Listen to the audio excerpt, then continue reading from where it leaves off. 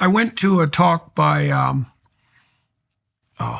University of Ottawa, Janice Fiamengo, who was a English professor at the University of Ottawa and who was a progressive and who realized while lecturing that the things that she was saying were hurting the boys in her class. She could see it. And it was really at that moment that she became a serious scholar, and she's become, I don't know anyone who's done a better job of taking apart the feminist narrative, especially historically, than Janice Fiamengo. She's quite the monster. And I saw her at the University of Toronto. She did a series of lectures before she resigned to take care of her husband, her ailing husband. And she was protested madly. She was a very early person in the culture war on the academic side, and she paid a big price for it. And the lecture I went to at the University of Toronto was interrupted by half-wit, cluster B psychopathology types pulling the fire alarms and packing the audience with false tickets and then leaving. But one of the things that really shocked me during that display, and this was before I was in the public eye to any great degree, was that the whole audience seemed absolutely convinced that fathers, for example, weren't necessary, right? That a single mother, on average, could do just as good a job as a married couple raising a child. And I knew that that was false. It's false. There are some single mothers who do a credible job, and there's some married couples who do a dismal job, but on average, children with two parents do much better. And fatherlessness is a complete bloody catastrophe across multiple dimensions. And it's been a disaster. And it's really... Do you mind if I jump in there? Yeah, go because ahead. You said parents who with two kids do better. But I want to challenge that and say kids with it's not two parents. Yeah, well, that, yeah. Well, that's what I'm getting saying. at. Like, that's what I'm going to get to. Yeah, so please go ahead. If this isn't what you were going to get to, then please get to what you're going to get to. But I will say that there has been some increased courage and boldness from the right and the left to say children need two parents. Like, the data is now so strong that we're not able to reject that anymore. The myth of the single mother, doing just as well, that is absolutely unsubstantiated. But I will say that it is not just two parents. It's not a two-parent home that advantages children. It is two married biological parents who advantage children. And that's a really important point. Unfortunately, I think because... Go ahead. Well, let's wrestle that out because, I have a friend, Dave Rubin. So I'll start with Rubin. I don't think he'll mind. And Dave's gay and he's married to his husband, who's also named Dave. And Dave Rubin came along with me on my tour, and I talked a lot about kids. And he wasn't interested in children, but he listened, and his partner was interested in children. And so they had children with surrogacy. And I talked to Dave very forthrightly on a podcast about how insanely difficult that was.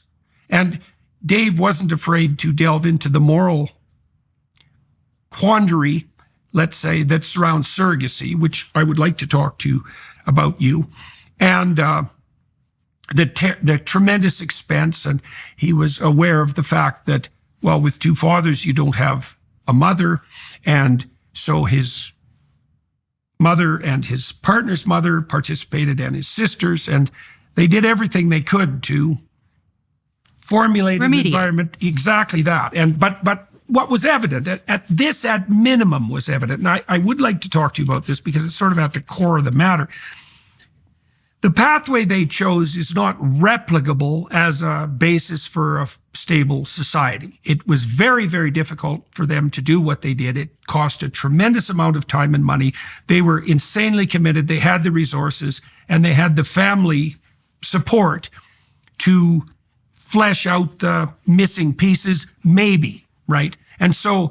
Maybe. Well, that's the issue, maybe. Now, Dave told me that he wasn't particularly interested in contemplating what did he say? He didn't what did he tell me? He didn't want to be wandering around Beverly Hills with a little dog in a purse when he was 60.